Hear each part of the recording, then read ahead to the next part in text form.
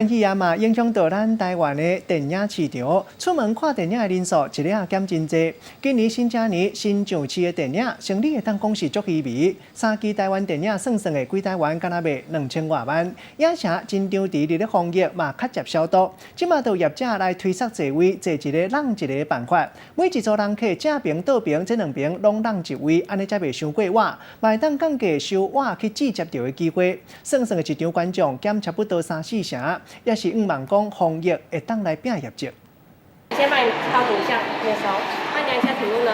看电影进前，先量体温，再搁喷酒精来消毒。工作人员拢总挂嘴安。电影戏院防疫大作战，甚至有业者想出新的办法，采用座位分家的方式来安排观众的座位。因为你也不知道旁边的人到底去过哪里或什么的。这样子我自己是比较觉得放心。有啊，大部分人现在都戴口罩。如果他们不保护自己的话，就没办法保护其他人嘛。伫咧台北市内湖这间电影院，对11号开始，每一组人客正平甲倒平共坐让一个座位。啊，若伫咧大厅的空间，避免甲人伤晚，降低接触的机会。平均每一场的座位减卖3-4成，嘛会当透过一寡做法来提升消费者的信心，要来救业绩。现在就是疫情的关系，我们会拉长这个场跟场之间的间距，我们把它拉长至少10分钟以上，做每个座位的消毒。去年的同期过年档期那一段时间来比较的话，我们业绩部分是掉了5到6成左右。受到武汉肺炎疫情的冲击，出门看电影的人是大大来减少。自过年开始，票房是真惨，3出国片加起来，全台湾敢若卖2000多万，更加唔免想刷落来情人节，每一间电影戏院拢已经是拍拼咧经啊。